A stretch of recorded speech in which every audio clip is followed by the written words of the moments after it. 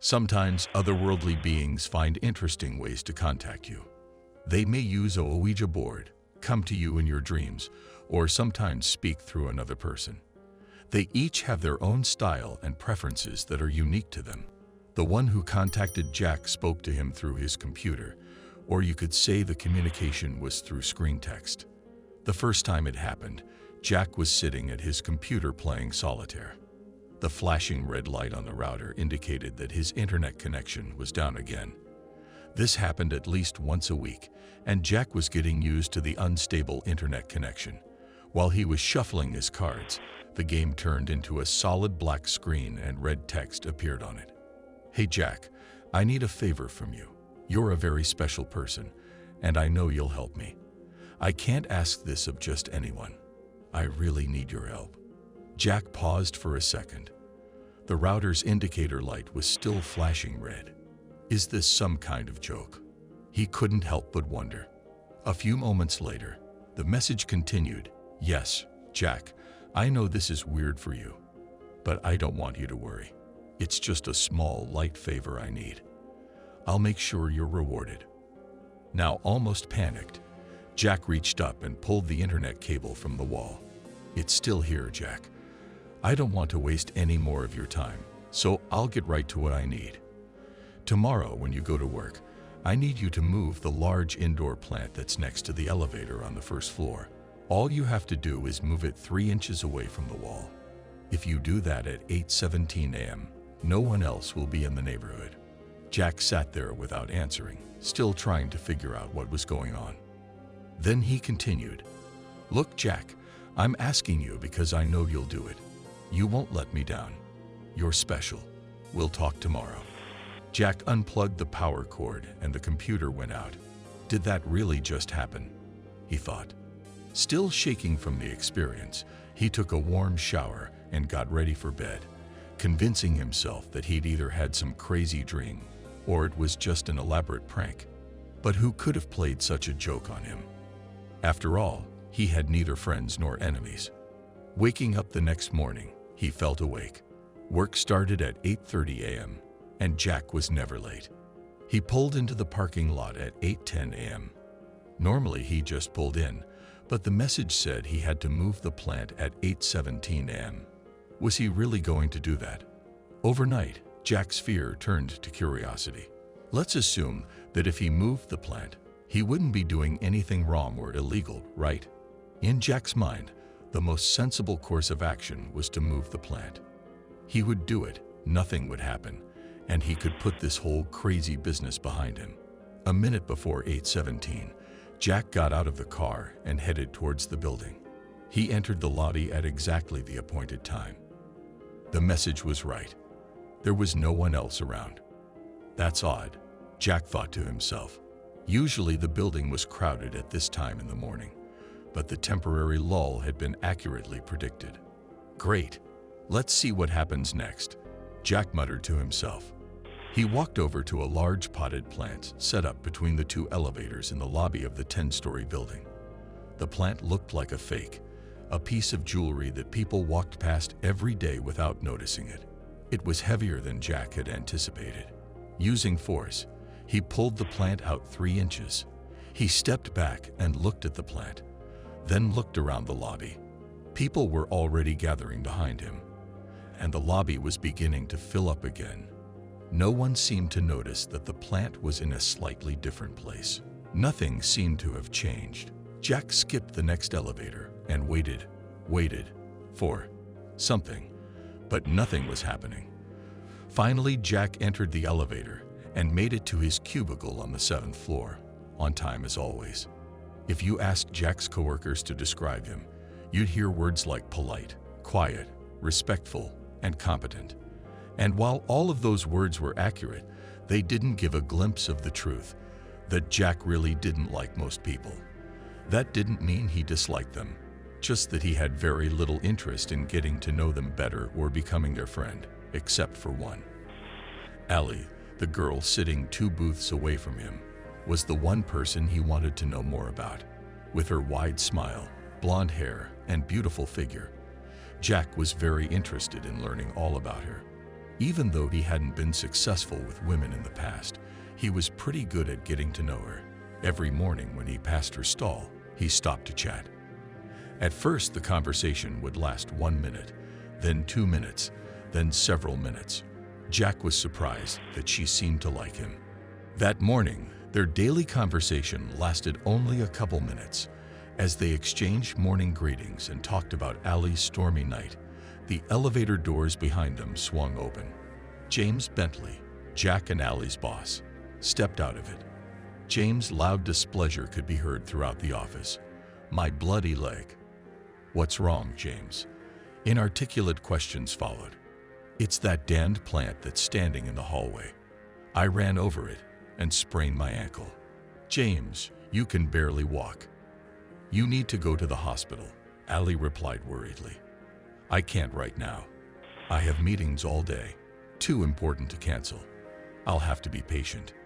Jack, feeling dazed, walked out of Allie's cubicle mid-conversation and sank into a chair. It was his fault. He was sure of it. How could he have been so stupid and careless? Still, there was no point in worrying about it now. The sprained ankle would heal, and everything would be fine. Back at home, Jack immediately went over to the computer and turned it on. As soon as the computer booted up, the screen went black and a new message appeared on it. "How was your day, Jack?" He sat there staring at the screen, not knowing how to answer. The message on the screen continued. "Actually, I know how your day went, but don't ever say I'm not polite. You're wondering what's going on. You want to know why James Bentley needed to sprain his ankle. Jack, this chain of events isn't over. I don't want to tell you too much and too soon, but it'll all become clear soon. Just go to work tomorrow like you always do. Don't worry about a thing, Jack. You'll be rewarded. You're special. We'll talk tomorrow." Jack leaned back in his chair. What's going on? Who is this sending him messages? Jack's curiosity was fully satisfied, and he was almost impatient to see what would happen next. The next morning at work began like a normal day. Jack noticed that the plant had been pushed completely back against the wall, probably by the night cleaner. James Bentley showed up shortly after lunch, waddling into the office on one leg. "This leg is killing me," Jack heard him say, but apparently James still had a meeting he didn't want to miss. It wasn't until about 3 o'clock that Jack saw him again. James, who always seemed to favor Allie over the others, approached, limping, to her stall. "Allie, you're not doing anything right now, are you?" "No, nothing that can't wait until tomorrow, I guess." "Well, could you take me to the doctor? I probably should have gone yesterday, but I just couldn't tear myself away. This pain is just killing me right now, and I don't think I can drive myself. I barely got here this morning, and I don't think I can step on the gas pedal right now. We can take my car if you want." "Yeah, James, that's okay. It's no problem for me to drive you." Turning to Jack, she said goodbye. "I'll see you tomorrow, Jackie." She put on her coat and slowly followed James down the hall. Turning half-turned and shrugging in Jack's direction, she smiled slightly as she walked away. Jack felt even more alone than usual when she left. 10 minutes later, everyone heard a rumble. Before it came the loud honk of an 18-wheeler truck and the squeal of brakes. The collision itself was a sickening clatter of two large metal objects. Even on the 7th floor it was noisy. Office workers gasped and ran to the windows. "Is that James's car?" one of them asked. "It's hard to tell from here," someone replied. "It's so dented." The horrifying meaning of what had just happened immediately came to Jack's mind. No, he thought. This can't be true. Staggering, he ran to the elevator and descended to the 1st floor with several other office staff. Some of them were crying. As they joined the growing crowd around the scene, Jack heard the sounds of emergency sirens in the distance. As he walked past the gawkers, he saw that an 18-wheeler truck had hit James's car broadside, and its driver had been thrown onto the sidewalk, where he lay motionless. James was sitting in the passenger seat of his car, unmoving but with a surprised expression on his bloodied face. Jack couldn't tell if he was alive or dead. The impact had landed on the driver's side where Allie was sitting. The space she occupied had been reduced to a third of its original size. Allie's head was shattered, and her twisted body was battered and battered. The crowd was stunned. Tears, screams, and howling sirens were all Jack heard. Without returning to the building, Jack ran to his car and drove home, angry and sad. He got home and walked over to his computer. He wanted to turn it on, but he was afraid of what he would find out. Was he really responsible for Allie's death? The whole chain of events had started with him. He knew he was to blame. Jack reached for the power button, but immediately jerked his hand away. Finally, after several minutes, he found the strength to turn it on. The screen flickered, then went black, and familiar text appeared on it. "No, Jack, it's not your fault. I know you blame yourself, but all people die sooner or later, just some sooner than others." Jack stared at the screen. He fought the urge to throw the monitor to the floor. After a moment, the caption continued, "Jack, I'm going to tell you something, and I really need you to seriously consider everything I'm about to say. You thought you loved Allie. In reality, you just wanted to fuck her, and please excuse my language, but it's better to be blunt from time to time. Jack, she wasn't for you. She would have made your life miserable. Yeah, eventually you'd get up the courage to ask her out. She was really interested in you. She thought you would make a good project. Sad, really for her, not for you.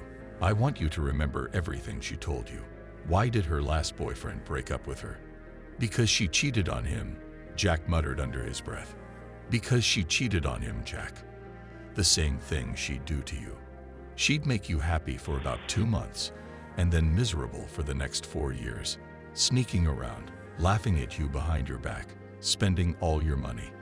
When you'd finally get rid of her, you'd be so exhausted you'd never date again.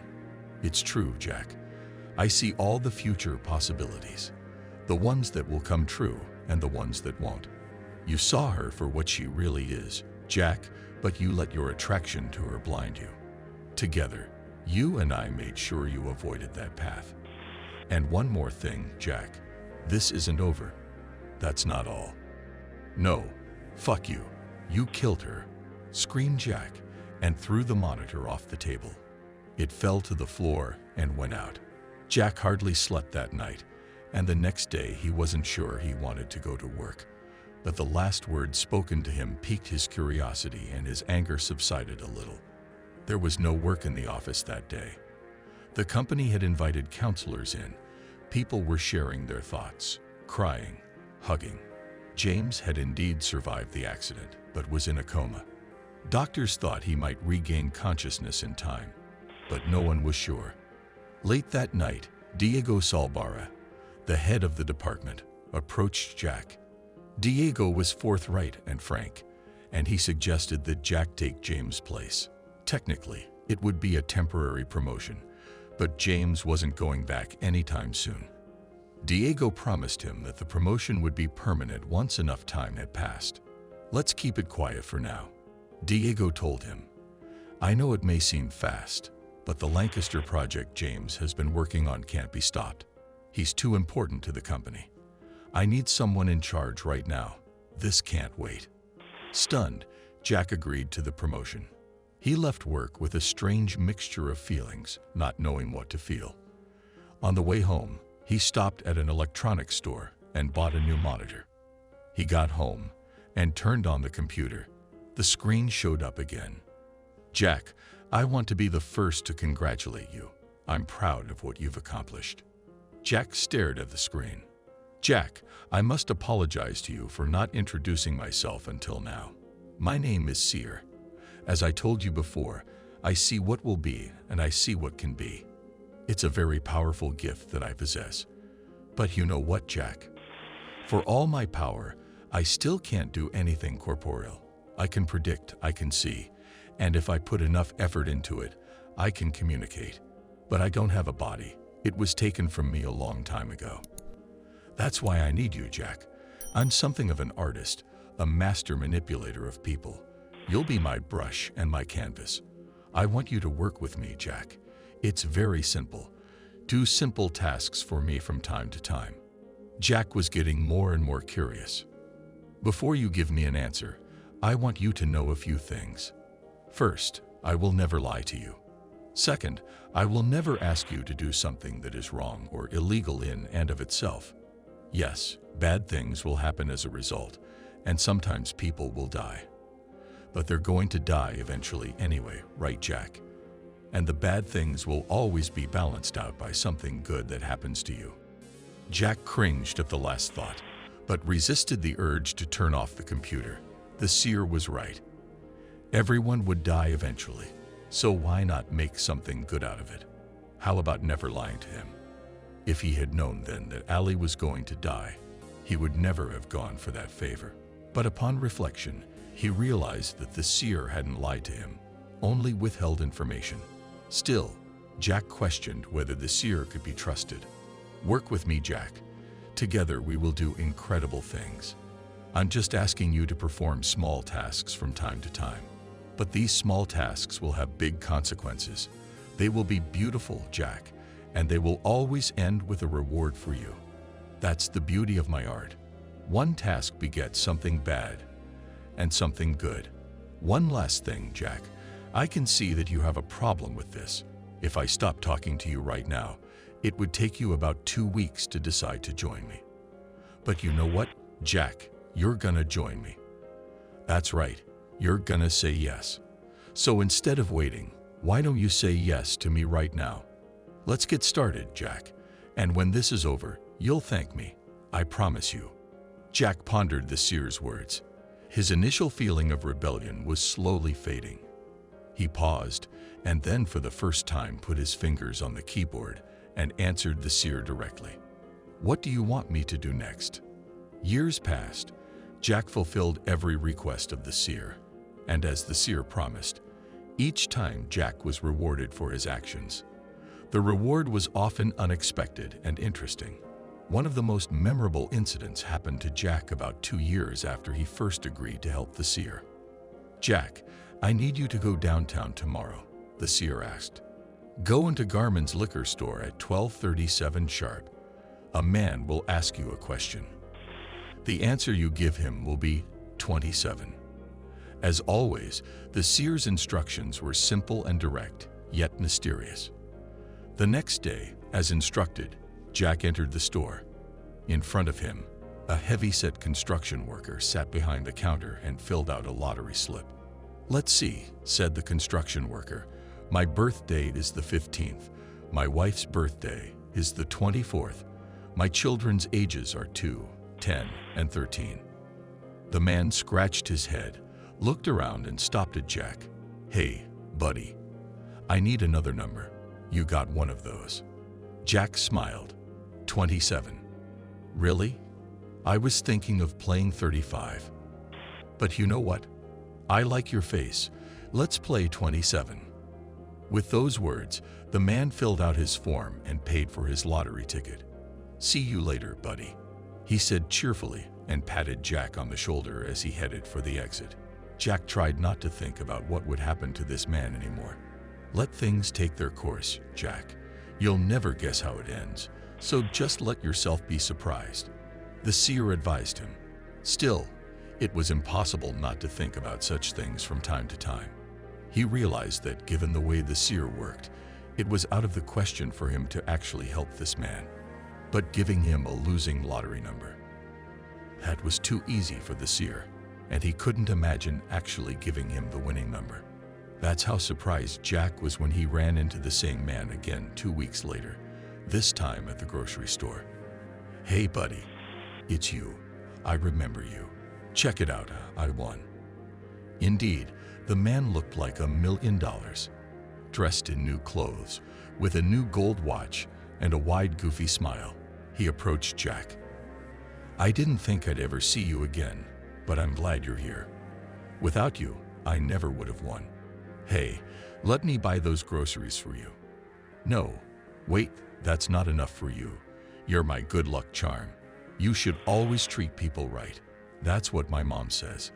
Reaching into his pocket, the man pulled out a checkbook and quickly wrote Jack a check for $10,000. "It's the least I can do for my mascot." Thanking the man and feeling a little confused, Jack rushed home to his computer. When he turned it on, the Sears letter appeared on the screen.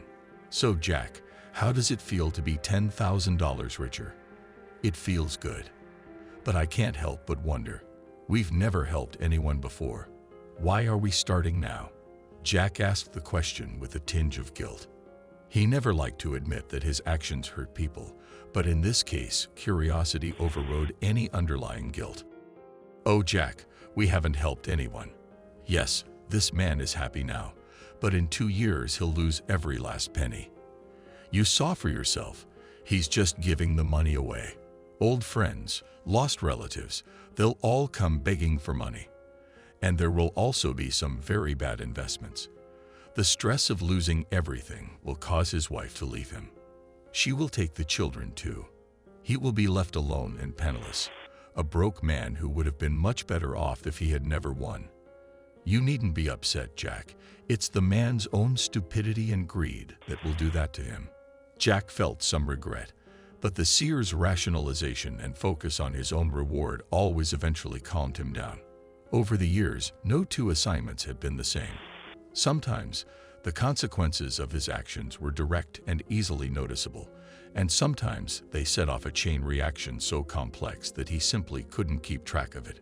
Drive to the county administrator's building, park in spot number 43 at 4:47 p.m. One such request read.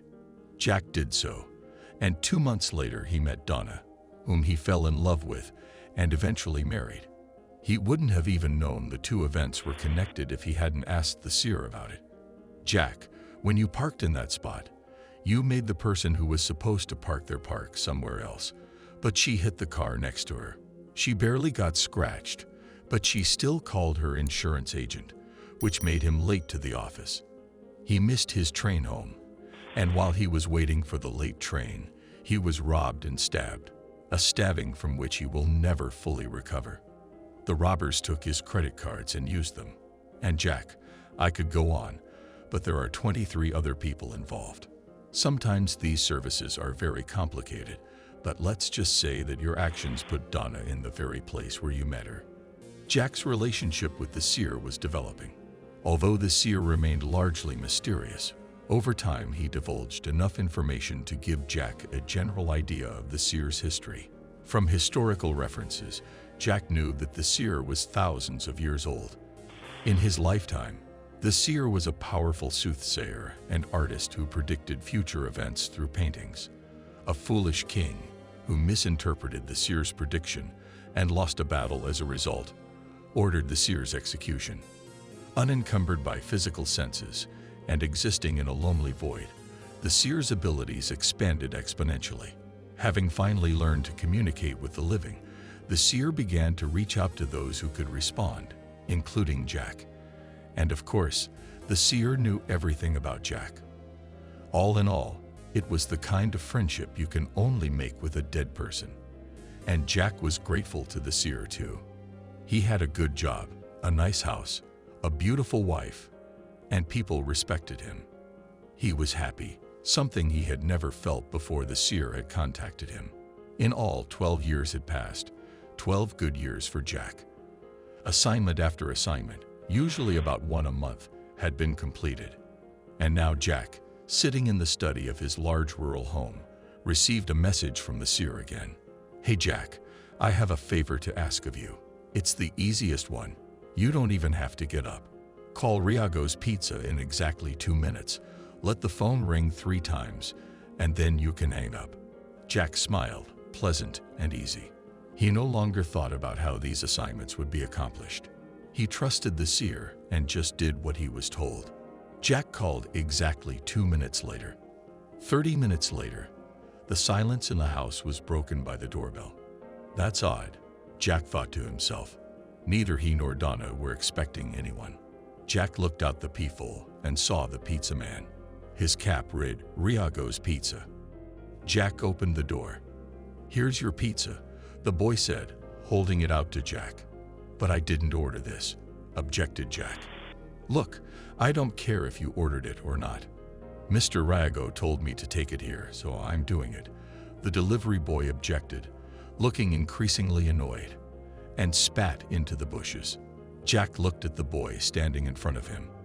He looked to be about 17 years old, but what was most striking about him was his size. He was huge, probably about 6.5 feet tall and very muscular. It's already paid for by credit card. Just take it because I'm not taking it back. The boy held out his hand for a tip. I don't have any cash on me, Jack said truthfully. Whatever you say, came the reply with disgust. The boy looked past Jack into the house, then turned and walked slowly to the waiting car, looking over his shoulder as he went. Jack closed the door and carried the pizza into the living room, where Donna was watching television. After explaining what had happened, he retreated to his office, promising to return soon. Donna opened the pizza and took a slice. Come back soon, honey. This pizza has all your favorite toppings. Donna giggled, taking a bite. As he sat down at the computer, the words of the seer appeared on the screen. Confused, Jack? Don't be. The pizza was ordered by your housemate. Mr. Rago told the boy the correct address, but the ringing phone made it hard to hear him. Still, you have to give the boy credit. At least he got the street name right. So my reward is pizza, typed Jack, a little embarrassed. Yes, Jack, your reward is pizza, and the opportunity to spend some time with your wife. Go down there, share the pizza, enjoy it. When you're done, make love to Donna. It's not your job to do that. It's just advice that I think you should follow. By the way, your neighbors who ordered the pizza are now fighting over the stupid fact that the pizza didn't arrive. Some of the things people argue about just amaze me. Their argument can get really heated, but you don't have to worry about that. Go enjoy your evening. Jack took the seer's advice, hugged Donna while they enjoyed their meal, and then made love to her on the large and comfortable couch in the living room. Donna fell asleep on the couch shortly after 11:00 p.m. Jack lay there and couldn't sleep. This next favor seemed strange to him. Carefully pulling his arm out from under Donna, Jack left the living room and headed upstairs. Sitting down at his computer, Jack typed, "Are you here?" "Yes, Jack. I'm actually always here. I was waiting for you to come back. That pizza delivery guy. He's quite the specimen, isn't he?" Jack looked at the screen perplexed. The seer continued, "He's a terrible employee. He was hired only 3 days ago, and Mr. Rago already wants to fire him. But as a physical specimen, he's strong, fast, and very observant. For example, he noticed that you didn't lock the front door after he delivered your pizza." "What?" said Jack aloud, rising. "Sit down, Jack. I have something important to tell you, and shutting the door now won't change your position." Jack slowly sat down at the computer, looking around. "You see, Jack, it's true that I'd never lie to you. Everything I've told you is 100% honest. But yes, I have withheld some facts. You see, I told you that every assignment results in something bad happening to someone and something good happening to you. But there's a third thing. There's an end goal that every assignment strives for. Do you remember Ellie? Of course you do. But you probably don't remember that she helped her brother pay for college. When she died, he had to drop out. He was gonna be a great psychologist, but now he works in a factory instead. Too bad about our pizza delivery guy. He could have used a good therapist a few years ago, but he didn't have one around. Instead, he went to some Freudian quack. Remember our lottery winner? Yes, you do. He was our pizza guy's neighbor after he lost all his money, of course. He beat a boy unconscious after he jumped out in front of his car. Quite a traumatic memory for our young lad. And his mother didn't care about the incident. She didn't protect the boy. And she couldn't, after she used all the drugs her boyfriend, who turned out to be one of the robbers who robbed that insurance agent, gave her. He bought the drugs with the proceeds from the robbery. Now do you see the extent of my artistry?" Jack sat staring at the monitor. He wanted to get up to check on Donna, but he was afraid to move. The seer continued, "Jack, You have completed over 100 assignments for me, and each one served the ultimate purpose of psychologically destroying this boy, turning him into a monster and bringing him here today. Don't you understand, Jack? There are tens of thousands of people and billions of possibilities involved. If you failed in even one task, the whole chain would collapse. This was organized by me and set in motion by you. Together, we have done something amazing, a masterpiece of human manipulation. Our masterpiece. And it begins and ends with you, 2 perfect points in time. Tonight, after getting the wrong address, after not getting a tip, this poor boy finally snapped. He's downstairs right now. He's slitting Donna's throat at this very moment. Jack heard a short, muffled scream come from the living room, followed by a gurgling sound. "No," shouted Jack and stood up, about to run down the stairs. "Jack, stop." The voice startled Jack. It was in his head. It was the first time the seer had spoken directly to him. The voice was pleasant, feminine. "There's nothing you can do. She's already gone. He's coming for you soon, and you can't stop him." "But why?" Jack cried, and tears came to his eyes. "It's not an artistic masterpiece if it doesn't begin and end with you, Jack." Her voice was soothing. "I want you to appreciate the fact that I'm speaking directly to you. It takes all my energy, and as a result, I'll have to take a few years off before I can contact anyone again. That's how special you are to me. Please don't feel bad about this, Jack. I want you to take a moment and rejoice in our accomplishment as much as I do." The voice paused briefly, then continued. "You know what, Jack? If I had never contacted you, you would have lived 85 years. 85 boring, pointless, and bitter years. And when you died, no one would have come to your funeral. I gave you 12 beautiful, meaningful years. You were happy, and together we made something beautiful, something unique." Jack paused for a moment and thought about his 12 years of happiness, and tears of sadness mixed with tears of joy. He turned and looked at the computer while behind him in the doorway appeared the massive bulk of a distraught delivery man with a bloody knife in his left hand. The last words of the seer appeared on the screen. "Don't you have anything to say to me, Jack?"